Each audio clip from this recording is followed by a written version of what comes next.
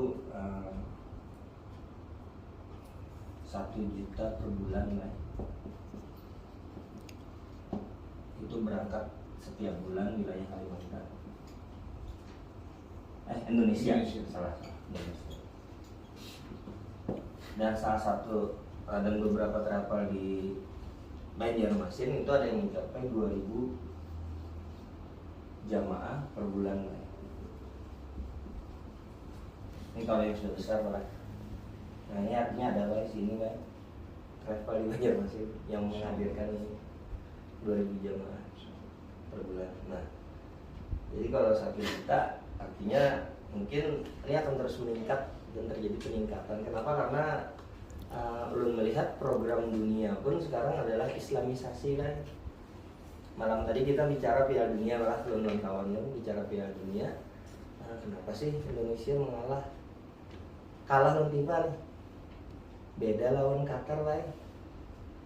Ketika FIFA mengkampanyekan LGBT, datang nih FIFA ke Qatar, Jakarta, kami menolak LGBT, sehingga FIFA tunduk kepada Qatar, sedangkan Indonesia kan bisa bagian itu nggak bisa.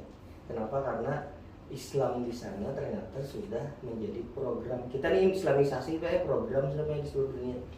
Jadi kayak Uni Emirat Arab, Bahrain, Kuwait, kemudian Qatar, Arab Saudi sekarang sudah mulai bergabung. Mereka mencanangkan yang terjadi adalah ketika Islamisasi di Piala Dunia kemarin berefek kepada hadirnya ribuan jamaah, puluhan juta jamaah yang hadir saat ini di Tanah Haramain.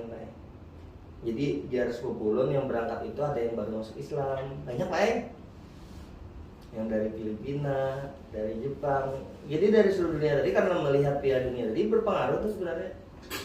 Nah, dan juga dibukanya yang pertama ini malah faktanya, yang kedua adalah dibukanya selebar-lebarnya oleh Arab Saudi lah.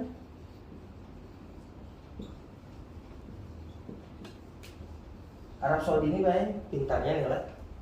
Ini tahu minyak akan habis loh Pak. Minyak akan habis nih. Tapi kalau jamaah umrah Pak, habis lagi kan. Kalau bakalan haji Pak, kalau bakalan habis Pak sampai kiamat Pak. Jelas. Inilah Pak proyek hubungannya di Arab Saudi. Nah, kita mengambil bagian dari itu gitu. Jangan sampai kita menjadi bagian yang hanya sekedar melihat, dan ini adalah fenomena ini terjadi peningkatan 1 juta. Karena mungkin di pertengahan tahun mungkin akan meningkat menjadi 2 juta per bulan. Kalau kita bicara data dan fakta Pak. Jadi ada peningkatan peningkatan data jamaah yang hadir dari yang setiap bulan, kemudian ini membludak luar biasa. Belum memprediksi mungkin ini terjadi sampai beberapa tahun ke depan Pak. Kenapa? Karena orang sudah mulai mengonten tentang kehidupannya Pak. Pernah lihat lah Pak artis yang menangis kemudian nih hijrah berangkat umroh, pasti ujung-ujung gitu seluruh spiritual perjalanannya. Nah inilah yang akhirnya kita menjadikan program Tazkiyah Nafsi menghadirkan supaya jamaah umroh yang berangkat ini membayarkan mungkin lah. Kita kalau saya bicara 2000 kita bicara 200 saja per bulan ya, dari 200 10% yang mabrur berarti ada 20 orang mabrur bicara bisnis malah kayak bisnis akhirat, 20 orang mabrur ganjarannya surga diampuni dosa. Misalkan ulun meninggal dunia proyek ini jalan 20 orang setiap bulan mabrur. Kira-kira ulun bingung, kali dapat pahalanya dari mana? Dari proyek ini yang ini yang kita harapkan gitu. Jadi hubungan kira mitra-mitra yang sudah berdiri memiliki agen banyak dengan program ini menular sehingga pian akhirnya membentuk sebuah komunitas sendiri dan pian akhirnya membeli paketan Pak, ulun bikinkan satu program di kantor pusat, bikinkan ulun ada ustadznya program paketnya kita perlukan tanggal berapa Pak Pian berangkat. Pian hadirkan misalkan 45 orang. 45 orang satu bis lah. Bisa Pak ya? Jadi mitra tadi membentuk agen-agen di bawahnya. Ulun pengalaman malah, ulun dulu ada di travel sebelumnya, itu mitranya cuma 3 Pak ya. Tapi menguasai medsos semua. Mencerita malah yang pertama medsos radio terbesar lihat yang radio, kemudian memegang WA-nya ya kan, kemudian memegang radio WA dan Instagram, 3 itu aja kuncinya. Hadir 45 tadi dalam waktu 10 hari kan? Tapi jelas kekuatan Ustadz ada Pak. Cuma sebetulnya ada medsos ini luar biasa powerful sekarang. Jadi orang berinteraksi cukup dengan handphone.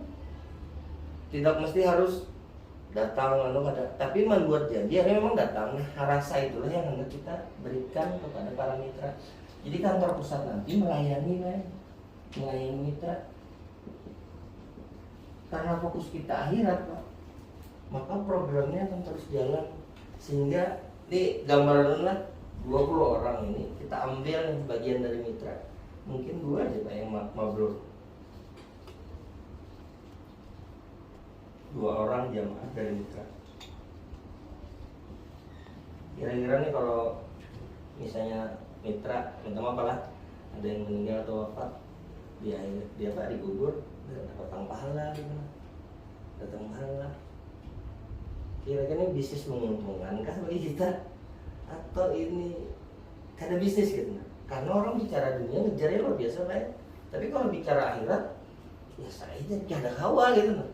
Karena dunia itu cuma sementara Pak. Akhirat itu yang membuat kita kekal. Kita ini hidupnya numpang aja nih. Nah selama kita numpang tadi, kita siapkan bekalnya banyak-banyak. Ketika bekal-bekal banyak tadi, itulah yang akhirnya menjadi tunas-tunas ke depan. Setelah tunas-tunas depan tadi, lalu akhirnya menjadikan setelah kita wafat atau kita meninggal, mengalir pahala buat kita Pak. Nah ini gambaran tentang fakta-fakta yang menarik tentang umroh. Nah ini gambaran umroh. Yang terakhir nih, Bruna memberikan sebuah kutipan inspiratif.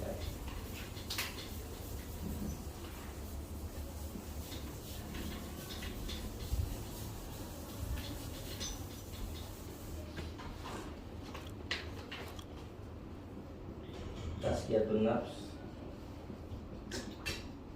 menurut Ibnu Qayyim adalah mengeluarkan nafsu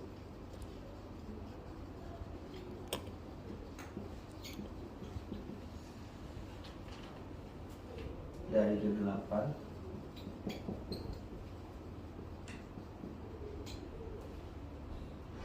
dan membawanya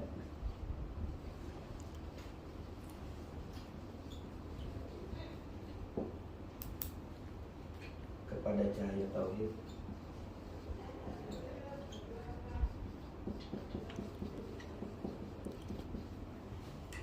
dan mengeluarkannya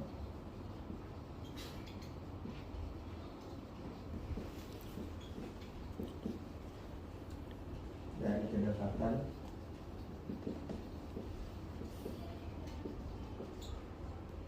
kepada yang dibenci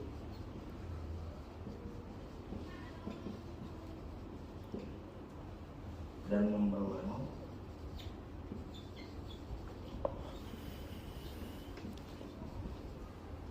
kepada kedekatan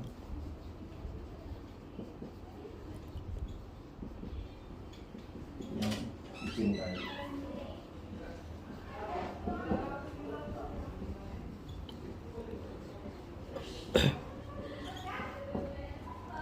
Jadi kenapa kami Tazkiyatun Nafs agak bersemangat Pak?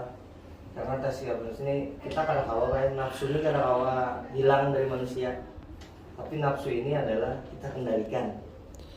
Jadi tiap caranya nafsu yang keluar ini benar-benar membawa kita kepada cahaya tauhid. Jadi kita hanya murni penghambaan kita itu hanya kepada Allah, murni pengharapan kita itu hanya kepada Allah. Kemudian kita hanya mengeluarkan bentuk-bentuk peribadahan selain Allah nih, apa saja sih peribadahan selain Allah?